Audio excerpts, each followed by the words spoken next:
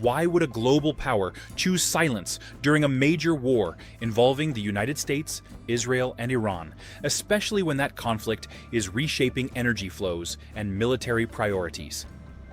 At a moment when U.S. assets are being redirected away from the Indo-Pacific and toward the Middle East, China's leadership appears to be gaining strategic time and flexibility. This analysis examines how President Xi Jinping's decision to remain publicly disengaged is not passive, but part of a calculated approach to shifting geopolitical leverage ahead of a delayed summit with President Donald Trump.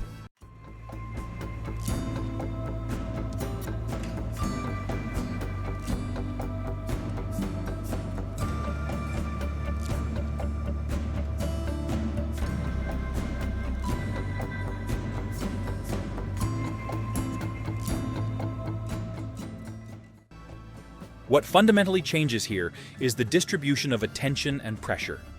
If the conflict continues to absorb U.S. military and political focus, China gains operational space to strengthen its position without direct confrontation.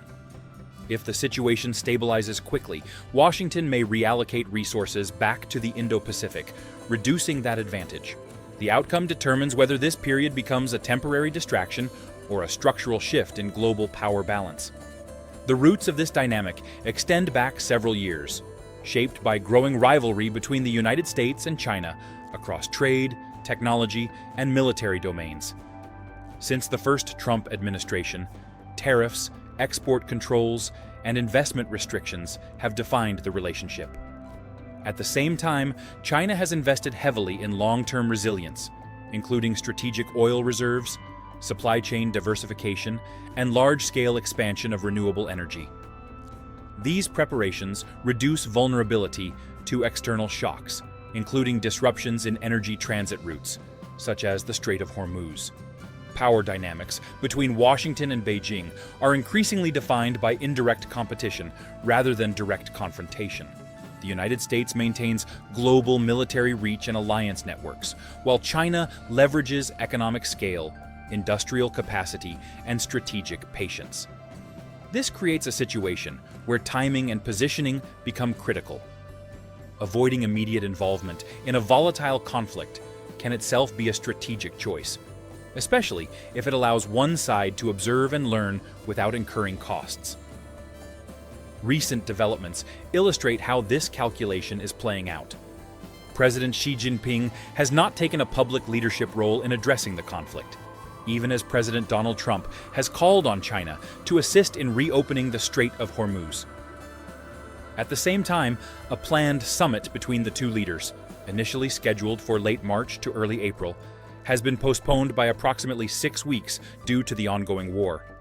This delay shifts the diplomatic timeline, giving Beijing additional preparation time. According to analysis from John Shin of the Brookings Institution, China benefits from the current situation because U.S. attention and military assets are being redirected. This includes naval and air resources that would otherwise contribute to deterrence in the Indo-Pacific. The absence of sustained U.S. focus in that region reduces immediate pressure on Beijing, particularly in scenarios related to Taiwan contingency planning. China's approach is also shaped by its assessment of economic leverage. In recent months, Beijing has implemented additional export controls on rare earth minerals, a critical input for advanced manufacturing and defense technologies. Analysts such as Jude Blanchette from the Rand Corporation have noted that this leverage has already influenced U.S. policy calculations, demonstrating China's ability to respond asymmetrically in economic terms. At the same time, legal and political developments in the United States have affected the balance. A Supreme Court decision limiting the scope of broad emergency tariffs has reduced one of the key tools available to the Trump administration. This constrains Washington's ability to apply immediate economic pressure ahead of negotiations, potentially strengthening Beijing's position in upcoming talks. China is also using the conflict as a source of operational insight. By observing U.S. military deployments, logistics, and decision-making in an active conflict environment, Beijing gains data relevant to its own strategic planning. This follows a similar pattern established during the Ukraine War, where Chinese analysts studied Western support mechanisms and battlefield dynamics.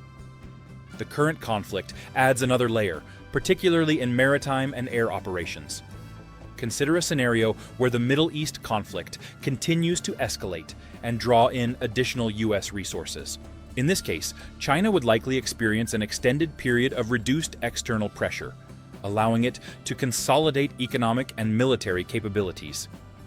The delayed summit with the United States could then occur under conditions more favorable to Beijing, with Washington seeking stability across multiple fronts. Alternatively, consider a scenario where the conflict de-escalates quickly and U.S. strategic focus returns to the Indo-Pacific. In that situation, China's window of reduced scrutiny would narrow. The summit between Xi Jinping and Donald Trump would take place in a more competitive environment, with Washington potentially reasserting pressure through military presence and economic measures. The geopolitical consequences of this period extend beyond bilateral relations. If China successfully navigates the situation without direct involvement while strengthening its position, it reinforces a model of strategic patience and selective engagement. Other states may interpret this as an effective approach to managing great power competition, emphasizing timing over immediate action. At the same time, the situation highlights the interconnected nature of global conflicts. A war centered in the Middle East influences power dynamics in East Asia, demonstrating how resource allocation and political attention are finite. This creates opportunities for states that can anticipate and adapt to shifting priorities.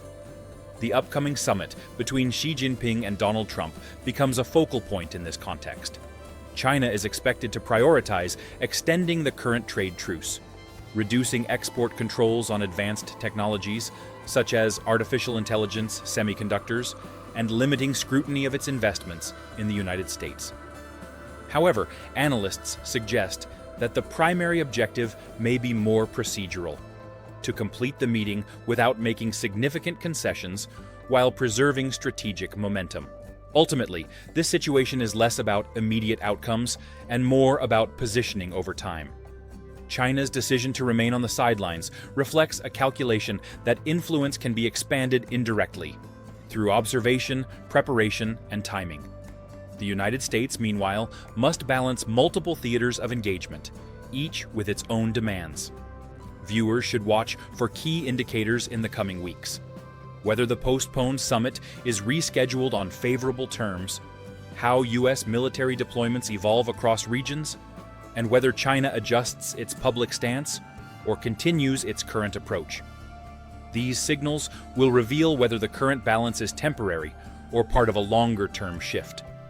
In the broader context, the episode underscores how modern geopolitics often hinges on restraint as much as action. Power is not only exercised through direct intervention, but also through the ability to wait, observe, and act at a moment of advantage. The question is not just what China will do next, but when it will choose to do it, and under what conditions.